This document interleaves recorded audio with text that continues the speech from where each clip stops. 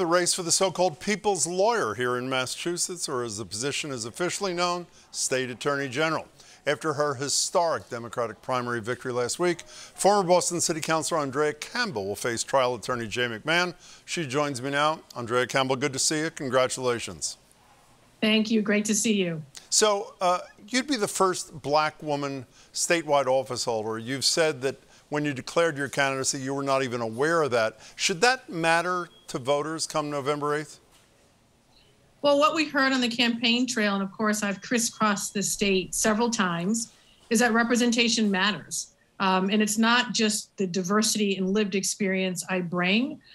There is a unique lens to the work that I've also always brought. And so I know that matters. And the victory that we saw just a week ago really demonstrates that it does matter to voters, along with, of course, the policy and substantive issues that I addressed during on the campaign trail. Why do you want this job? You wanted to be mayor not too long ago. These are totally different jobs with totally different kinds of functions. Why this one? Well, just as I said, when we launched the campaign in February and every day since, I'm a praying woman. And I felt as though, for me, it was about making sure that I thought about it deeply. I felt like the opportunity, frankly, found me, but ultimately took the leap of faith thinking about the loss of my twin brother, Andre, who died while in the custody of the Department of Correction, and telling voters that this office could have, I think, done a lot more to address that case along with criminal legal reform, and really getting out there to express that the office is capable of helping families address healthcare issues, everything related to the Supreme Court, the cost of living, housing affordability, discrimination, and so much more. So I understand the magnitude and scope of the office and want to make sure it continues to be the people's lawyer representing the people's law firm. Let's follow up on some of the things you mentioned. Healthcare, for example. We just talked to two doctors about Joe Biden's cancer moonshot announced in Boston yesterday. And we talked about a lot of this health inequities in cancer that we all talked about finally during COVID. Is there a role for the Attorney General to address those kinds of issues? A significant one. We found in the campaign trail that I had to educate folks about the power of this office. There is a healthcare bureau along with many other divisions that is tasked with making sure residents have access to healthcare. We in Massachusetts are pretty lucky in that we have nearly universal coverage with almost 98% of our residents covered, but we still have to address cost of care, make sure that it's accessible to different communities, gender affirming, absolutely need to address reproductive healthcare and making sure the deserts that exist in Massachusetts are closed, and address the health disparities that exist, including in maternal health. There is a lot the office can do, and I'm excited about the possibilities to really close these gaps so everyone in Massachusetts has access to critical healthcare services. I think everybody watching the shows knows what the Supreme Court has done on the gun front, on the reproductive freedom front. Let's talk about guns for a minute. The Boston Globe did a report a couple of days ago, I'm sure you saw. It was based in Littleton at a place called The Mill, but they talked about identifying at least 25 dealers of weapons in the state, including assault weapons, which are banned, which appear, according to the Globe, to violate Attorney General Healey's directive on assault weapons for a whole variety of reasons. Yet she has not brought charges against any of them. What's your reaction to that?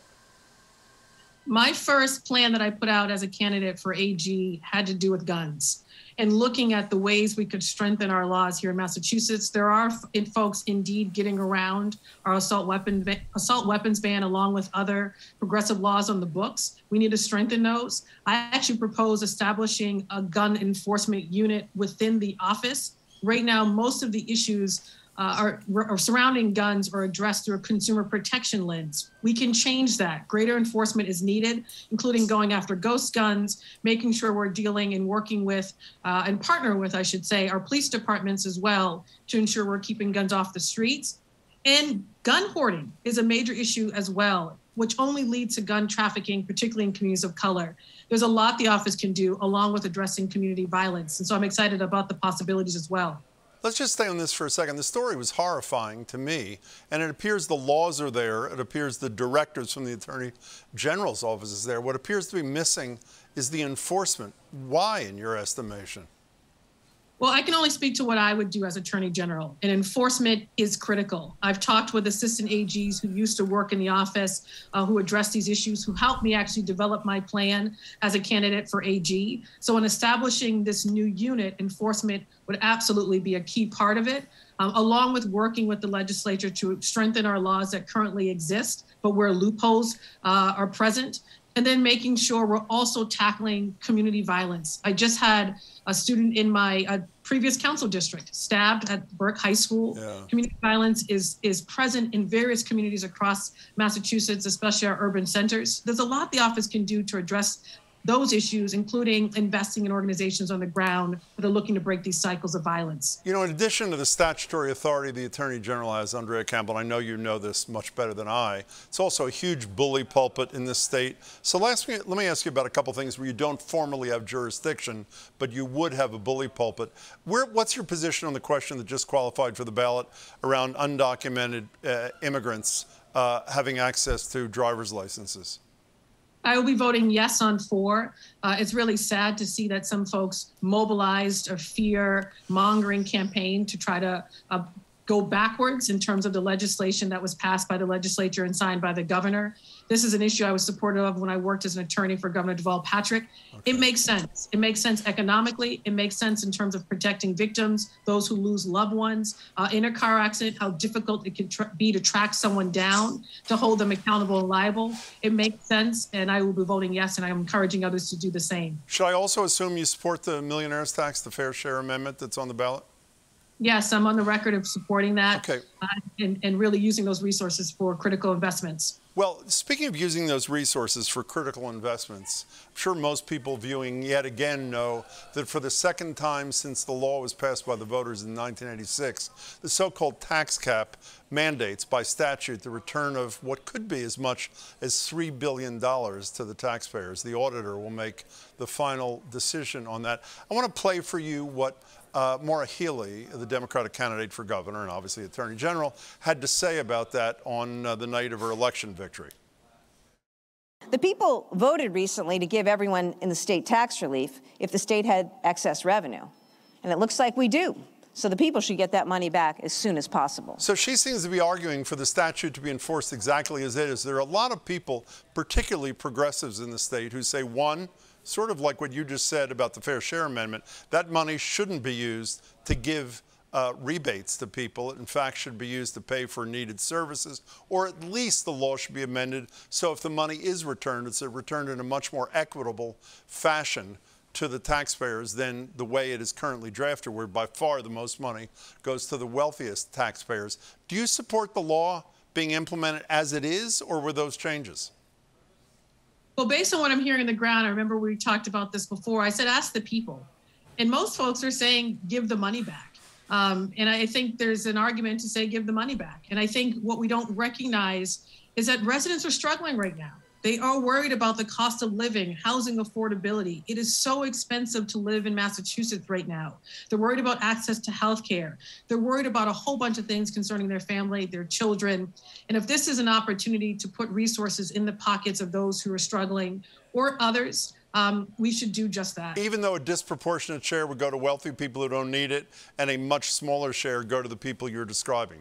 And I think that's the part that people are pushing back on to suggest that maybe that's actually not the case. And so I think there's obviously more work to be done. But overwhelmingly, I'm hearing from folks on the ground, give the money back. Yesterday, you were on the radio with me and Marjorie Eakin, and you surprised me when Marjorie asked you if you intended to debate Jay McMahon, who's the Republican nominee. Your response was, we did a four-way with the 3 Democrats and McMahon and Worcester, but the press didn't cover it. And then we asked you a couple of times, okay, fine, but will you debate him one-on-one? And twice you said, we'll see. Today we got a communication from Mr. McMahon saying that he'd love to debate you here and 6 other places. Have you thought about that in the last 24 hours? Are you still reluctant to agree to a debate with your Republican opponent? When I said we'll see, it's because less than a month ago, only a few weeks ago, we did a debate. And we did it in Worcester with the Worcester Bar. It is online. It's an hour-long debate, extremely substantive for any voter to get the information to make distinctions between me and my Republican opponent. And there are major distinctions to be made. What I'm focused on right now is, one, thanking all the people who did the hard work of getting us across the finish line. And let me tell you, I'm still doing thank you calls. And then getting back out into community, including Central and Western Mass, to earn their vote, including our rural communities where I want to be more present to make sure they don't feel left out, left behind, and to have real conversations with real people. So when we said we'll see, it depends on what those other priorities are, which are significant and just as important. So just so I don't put words in your mouth, there's no commitment as of yet to one-on-one debate.